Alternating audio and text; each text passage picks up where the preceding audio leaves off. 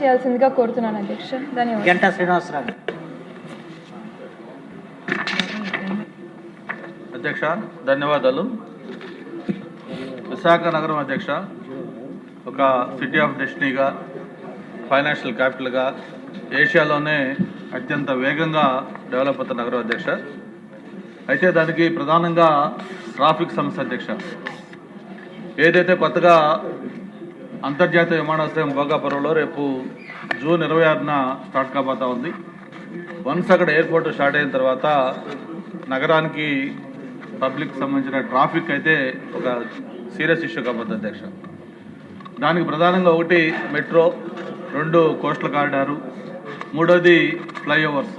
ఇట్లా 3 రకాలుగా ఆ ట్రాఫిక్ని అడ్రస్ చేయడం కోసం గతంలో ప్లాన్ చేయడం జరిగింది. అయితే 3 కూడా ఇప్పుడు మెట్రో కానీ, లేకపోతే కోస్టల్ కారిడార్ కానీ, ఫ్లైఓవర్స్ కానీ అన్నీ కూడా ప్రస్తుతానికి అది పురోగతి అయితే ఏమీ జరగట్లేదు.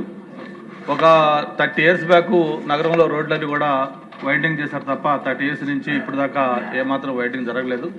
అప్పుడు వెహికల్స్ కానీ, అప్పుడు పాపులేషన్ కానీ, ఇప్పుడున్న పాపులేషన్ కానీ, ఇప్పుడున్న వెహికల్స్ కానీ చూసుకుంటే అది కనీసం ఒక 4-5 టైమ్స్ పెరిగింది.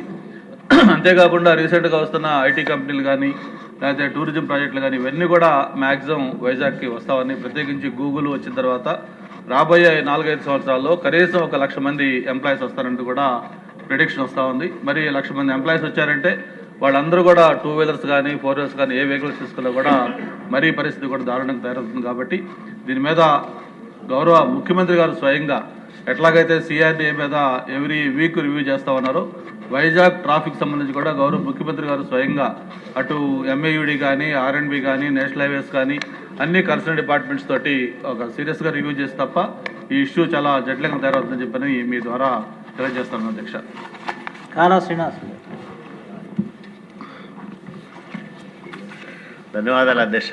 నా నియోజకవర్గ కేంద్రమైన రాయదుర్గం పట్టణంలో చాలామంది నిరుపేదలు, సొంత ఇల్లు లేని వాళ్ళు ఉన్నారు అధ్యక్ష.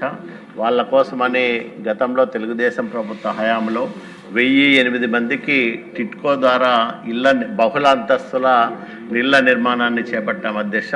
దాదాపు పూర్తిగా వచ్చింది అధ్యక్ష. ఆ నిర్మాణాలన్నీ కూడా పూర్తిగా వచ్చాయి.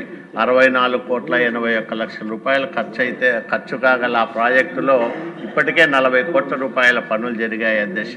మిగతా పనులు పూర్తి చేసి సాధ్యమైనంత త్వరగా కనీసం వచ్చే దసరా నాటికైనా వాళ్ళందరికీ 1000 కుటుంబాలకు శాశ్వత గృహ వసతి కల్పించాలని మీ ద్వారా నేను ప్రభుత్వాన్ని కోరుతా ఉన్నాను అధ్యక్ష. ఎందుకంటే చాలామంది నిరుపేదలు సంవత్సరాల తరబడి వాళ్ళు ఆ ఇళ్ళ కోసం వేచి చూస్తూ ఉన్నారు.